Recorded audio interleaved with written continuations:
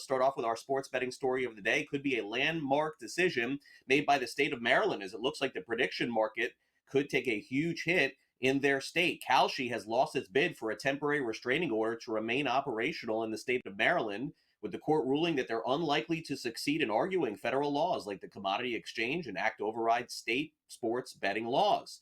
Kalshi is arguing that removing Maryland alone will be impractical due to federal requirements, but this is a state-by-state decision, and there will be another ruling coming up, so we'll see if the prediction market companies like Kalshi are able to operate, because if they can't in Maryland, this would set the stage for other states to at least tax them or eliminate them. Meanwhile, DraftKings has come up with a very intriguing idea this coming season if you're betting on player props. In fact, they're launching a new early exit program they announced over the weekend, which aims at customer experience. What it really means is that if you bet on a player and he gets hurt during the game, they're offering cash credits due to injury. How about that? Early exit program refunds single bets for the original stake and recalculates parlay bets based on winning legs. Never seen this before, but it could be something that a lot of people have a factor in coming this year. Also, a new NFLPA Interim Director was named over the weekend, in case you missed it. David White, who was a finalist in 2023 for the role, officially has been named to the role. According to NFL Network's Tom Pelissero, a voting rep from all 32 teams participated to elect White on Sunday night. Now over to Major League Baseball, where the hottest team in baseball is in my neighborhood. How about that? The Miami Marlins sweep the New York Yankees over the weekend. 3 straight games, Friday, Saturday, and Sunday. 7-3 was the final on Sunday.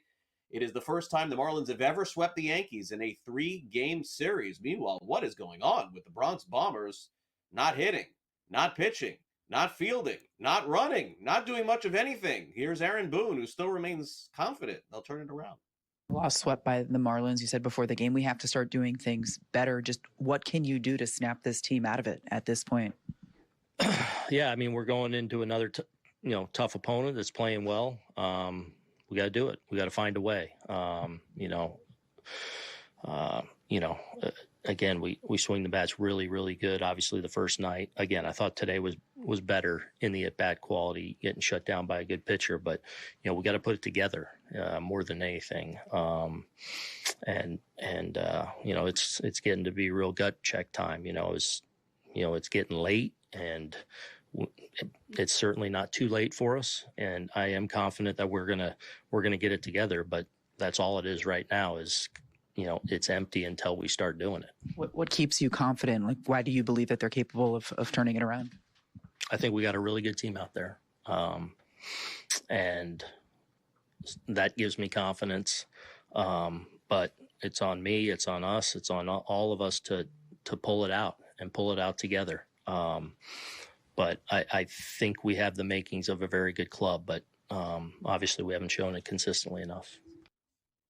Remains to be seen for the rest of the season. Meanwhile, the Red Sox moved ahead of the Yankees. They sweep the Astros with a 6-1 win Sunday at Fenway. This was the morning game yesterday. Lucas Giolito picking up the win, although not much of a guy who likes to wake up early, apparently. Is it true you're not a morning person? Yes. It's not very fun. Ever since I was a kid, I would stay up super late, like reading, and then it turned into staying up super late playing video games, and I've just done that ever since. My excuse is I like to say that I prime myself for 7 p.m. being my locked in hours, but obviously you have to make an adjustment for a day like today. So you have to be pretty consistent, but how long did it take to make that adjustment today? It's like the whole week leading up. Try and get to bed earlier.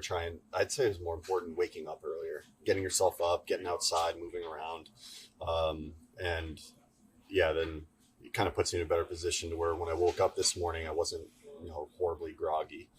What time did you go to sleep last? Midnight. It's very early for me. And what time did you get up then? What time did I get up? 8. Yeah. That's not too bad. Yeah, it's good. What time do you normally go to sleep? Yeah. When do you brush your teeth? Yeah, what are we doing here? What was the question? No. I guess Lucas Giolito is just like us these days. We all have to get up early. Royals score 7 runs in the top of the 10th. Crazy inning. They beat the Blue Jays 7-4. Christopher Sanchez, meanwhile, has been one of the best pitchers in baseball. Phillies are going to be tough down the stretch. 8 shutout innings, Joan Duran gets another save, and the Phillies beat the Tigers 2-0. All right, the San Francisco Giants decided to punt on their season last week, but they did take 2 out of 3 from the Mets this weekend. Rafael Devers had a monster game on Sunday, 3 for 4, a home run, and 4 runs driven in. And the Mets are seemingly walking through the end of this season. Got to pick it up, according to Carlos Mendoza. Carlos, what wasn't working for Montas today? Yeah, he just couldn't get swing and misses. Pitch selection, location. I mean, that pitch to Devers was right down the middle, a four-seam right there on the nitro zone, and when you do that to good hitters, they're going to make you pay. And it seems like, that first inning, stuff-wise, the sinker was good. I thought he got some swing and misses with the split, but then on that third inning, they put the ball in play, they hit some balls hard, and then Devers got him, with a big one there. But overall, just not getting swing and misses, location, and he got hit. How good was Wisenhunt today?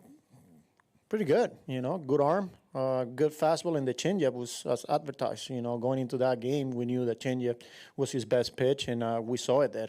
We saw flashes there that, he's got really good potential, and, he did a hell of a job for them. Dodgers go on the road and get a great performance from Yoshinobu Yamamoto, 5 2/3 scoreless innings to get the Dodgers a win over the Rays 3-0. Dave Roberts happy with the pitching performance, certainly, and also getting the win on the road. Okay. We talked a lot about the strikeouts as of late, just to see the guys limit those, take different, really quality at-bats. How would you describe what you were seeing from the offense and how they were able to manufacture different runs? It was, stark as far as kind of the at-bat quality, putting the ball in play, winning pitches, and giving ourselves a chance at the bat. And it was obviously Freddie had a great series, and I thought Shohei took some really good at bats today, and the base running, and we finally built some innings, and situational hitting was good, and we got some key hits. And so, the bullpen I felt did a really nice job. To get Alex to do an up down was huge. And, Blake's, still trying to find his way. So, it's only his third outing, something like that. So, he'll be fine. But, right now I just felt that, we gotta, get him out of there at that point. But I got all the confidence in Blake. Padres continue to surge. They beat the Cardinals 7-3. Now in the National Football League, the story in Dallas, well, actually in Oxnard, but the story with the Cowboys just keeps on getting deeper here. Micah Parsons over the weekend requested a trade. We'll hear from Jerry Jones coming up in just a little bit, but Parsons seemingly doesn't want to play in Dallas anymore, and the owner says he doesn't want to trade him. That's the short story. James Cook has sat out practice for the first time this offseason, seeking a new deal. With the media, he's just telling them it's all business. Who knows if Buffalo's going to get this done? Meanwhile, the Dolphins signed defensive tackle Zach Sieler, 3 years, $67 million, one of the best defensive tackles. Football's done a great job for Miami.